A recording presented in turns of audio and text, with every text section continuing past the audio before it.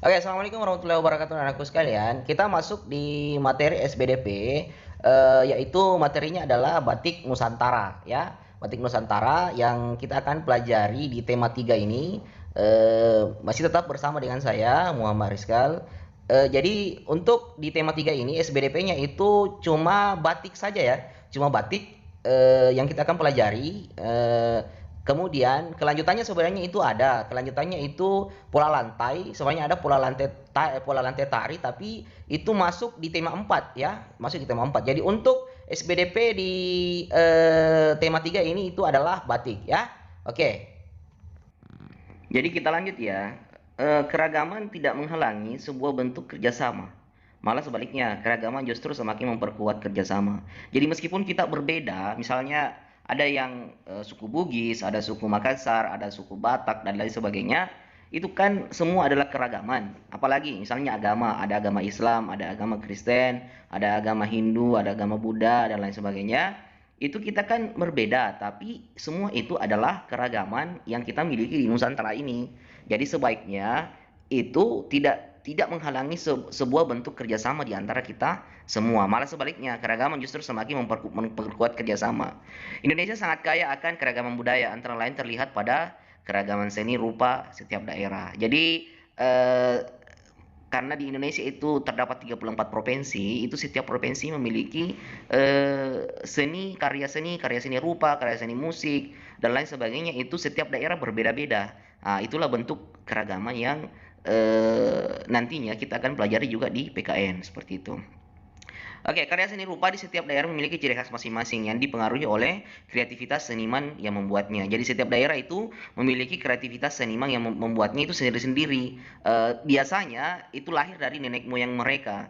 Jadi misalnya ada seni-seni rupa misalnya seperti gambar, ataukah misalnya baju adat, ataukah misalnya senjata, batik dan lain sebagainya, itu biasanya diperoleh dari nenek-nenek moyang mereka terdahulu yang sejak dulu itu sudah membuat, sisa keturunan-keturunan atau penerusnya itu mengembangkan, tapi tidak melepas atau membuang keaslian dari kerajinan-kerajinan yang ada itu, karena itu adalah sebuah budaya yang harus mereka lestarikan.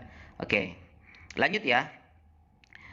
Budaya daerah setempat, ketersediaan alat dan bahan baku, teknik yang dipakai, fungsi benda yang dibuat, serta unsur keindahannya. Itu syarat-syaratnya ya. Lanjut, karya seni rupa yang disebutkan di atas merupakan contoh karya seni kriya yang pengerjaannya ditekankan pada keterampilan tangan. Jadi, seni kriya batik telah lama dikenal di Nusantara. Jadi, sebenarnya ini kita digiring untuk masuk di materi utama kita, yaitu batik ya, batik. Jadi, batik itu masuk di seni kriya atau bisa juga dikatakan seni yang pengerjaannya ditekankan pada keterampilan tangan. Seperti itu namanya seni kriya. Bukan bukan mesin ya, bukan mesin yang membuat, tapi biasanya kerajinan tangan. Biasanya itu kalau misalnya di produk-produk daerah itu ada tertulis di situ handmade, artinya buatan tangan. Nah, itu seperti itu. Seni kriya batik telah lama dikenal di Nusantara. Cara dan teknik pembuatan batik ternyata memiliki kesamaan di hampir semua wilayah di Indonesia. Yang membedakan adalah pada penggunaan warna serta motif batik tersebut. Jadi, sebenarnya dalam pembuatan batik itu pada dasarnya sama di semua daerah di Indonesia, itu pada dasarnya sama teknik pembuatan batiknya. Cuma hasilnya pada saat dia sudah membuat batik itu biasanya di setiap daerah itu beda-beda. Misalnya apanya? Eh apa ya, misalnya penggunaan warna serta motif batik tersebut. Jadi misalnya Pekalongan itu lain motif batiknya. Apalagi misalnya Tanah Toraja itu lain motif batiknya. Jadi setiap daerah itu ada motif tersendirinya. Kemudian biasanya ada warna-warna yang biasanya digunakan, itu tiap daerah ada warna khas yang digunakan. Jadi setiap batiknya itu mengandung warna itu. Begitu maksudnya ya. Kita lanjut. Oke, di sini ada contohnya ya. Di sini ada contohnya beberapa contoh motif batik Nusantara. Jadi yang pertama ini seperti segi empat ini batik Solo Parangkusumo ya. Jadi namanya motif batik Solo Parangkusumo. Ini pasti asalnya dari Solo ya, karena di sini sudah disebutkan.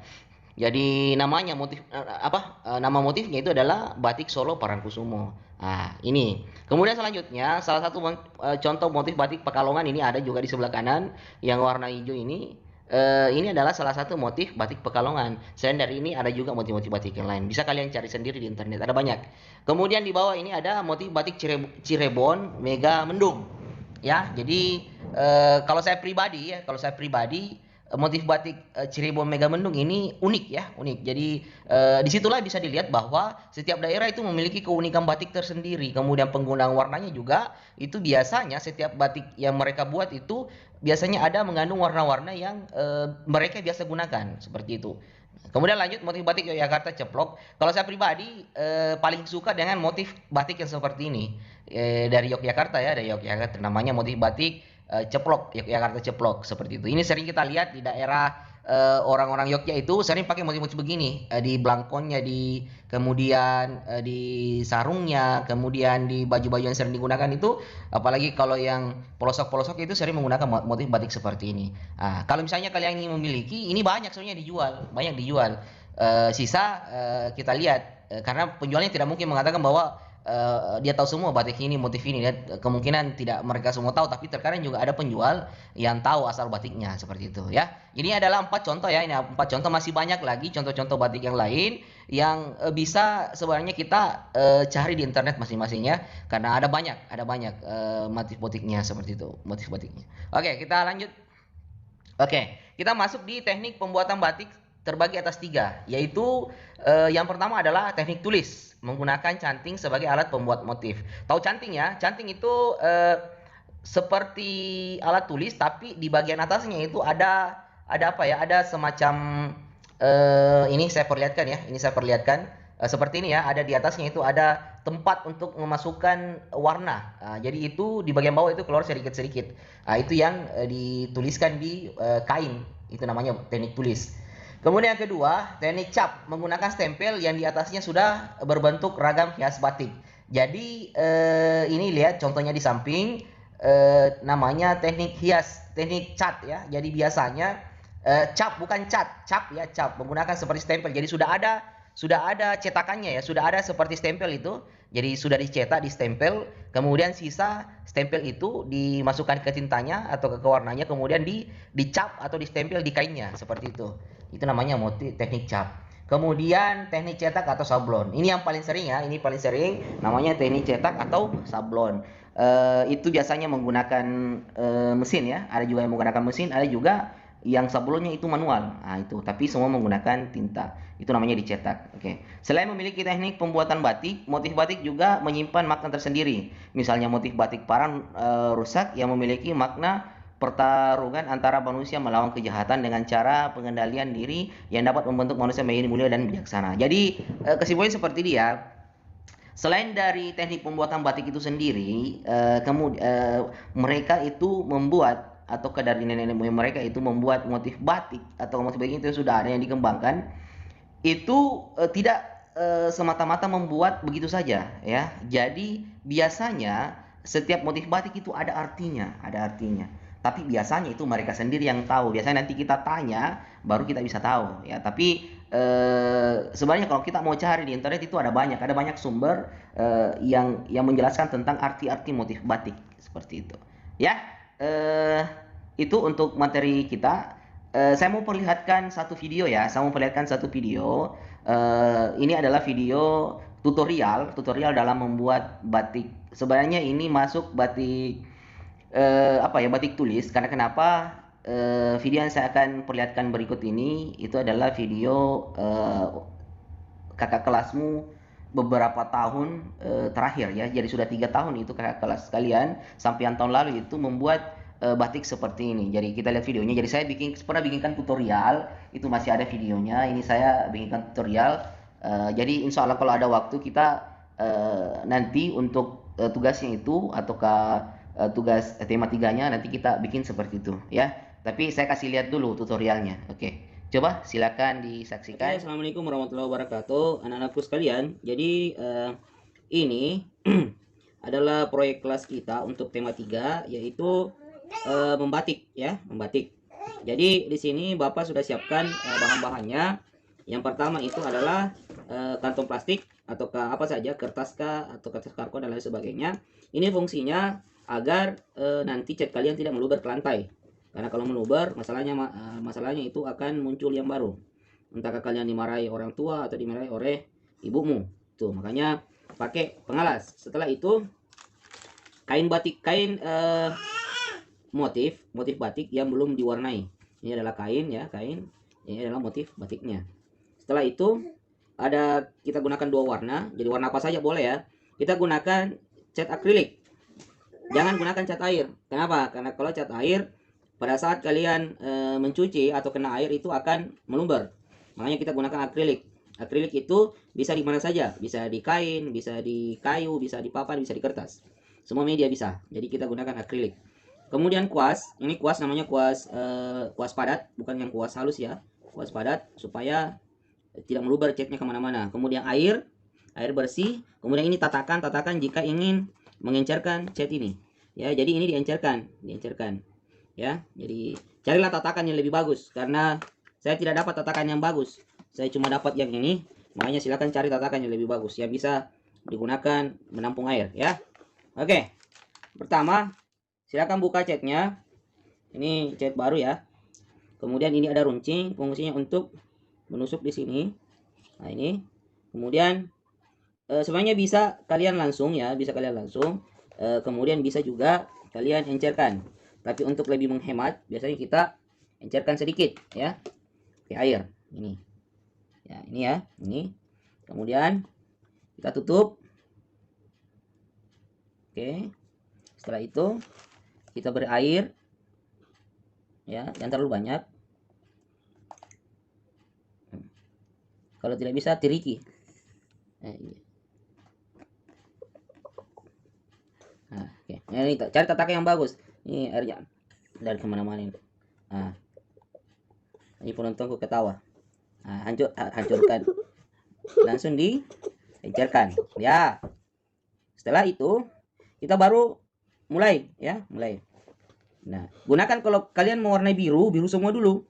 Ya, biru semua dulu. Karena kenapa? Nantinya pada saat mau berubah ke warna merah, itu kalian harus bersihkan dulu kuasnya. Seperti itu. Jadi warna biru dulu.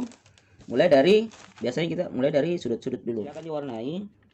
Ini sedikit ya. Warnai. Anak-anakku sekalian, jika kalian merasa kainnya terlalu lebar, boleh kalian gunting saja. Jadi gunting di sini lebih kecil. Jadi tidak apa-apa, ukurannya lebih kecil tidak apa-apa. Yang saya mau lihat cuma perpaduan warna kalian. Kemudian apakah kalian mewarnai tidak keluar dari garis. Seperti itu. Oke, ini ya. Jadi kalian ingat tetap harus diencerkan pakai air. Karena kenapa? Kalau tidak diencerkan pakai air itu terlalu padat. Ini ada air tapi pakai tatakan yang bagus ya. Kemudian dikasih lagi di sini dan begini. Oke, lanjut. Oke, gitu ya. Nah, pada saat kalian ingin merubah warna, coba dicuci dulu. Ini ya, coba dilihat. Dicuci dulu kuasnya, kemudian buka warna selanjutnya.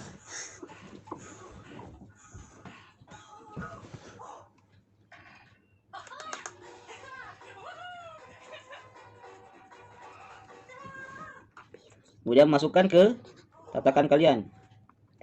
Oke. Tutup supaya tidak kering. Ini sebenarnya mungkin kalian lihat sedikit kecil, tapi sebenarnya isinya banyak ya. Isinya banyak. Ya, tetap pakai air. Oke. Coba dilihat untuk warna merah. Nah, ini warnanya enak. Bukan enak ya, makanan enak. Keluar ya, warnanya keluar. Ingat tetap encerkan pakai air ya, supaya kalian mendapatkan hasil yang rata, tidak padat, dan juga bisa menghemat cat. Sebenarnya ini cat memang kecil, tapi sebenarnya isinya banyak. Apalagi kalau diencerkan pakai air. Karena kalau kalian tidak encerkan itu, maka dia akan memadat, susah untuk diaplikasikan ke kain ya. Coba dilihat. Semakin encer dia semakin bagus. Semakin bagus untuk tersebar di kainnya. Coba dilihat ya. Jadi silakan kalian berkreasi. Tetap gunakan air sebagai pengencer.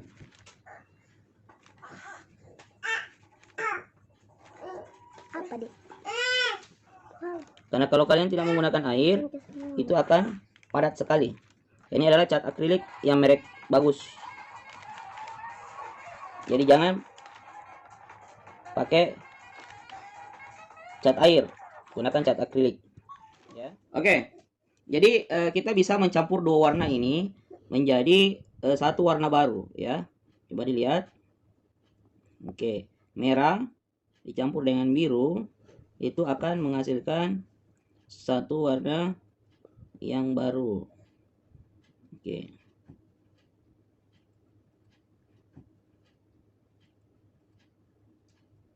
Gunakan tanganan yang bagus ya. Paling bagus itu tutup botol aqua ataukah ya tutup botol air mineral. Jadi kita dapat warna baru yaitu marun. Kalau saya tidak salah lihat, ini adalah merah marun. Oke. Ini adalah warna ketiga. Nah, setelah itu baru kita mewarnai di tempat yang lain. Misalnya kita mau warna di sini.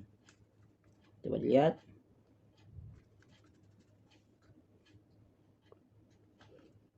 Ungu ya, seperti ungu.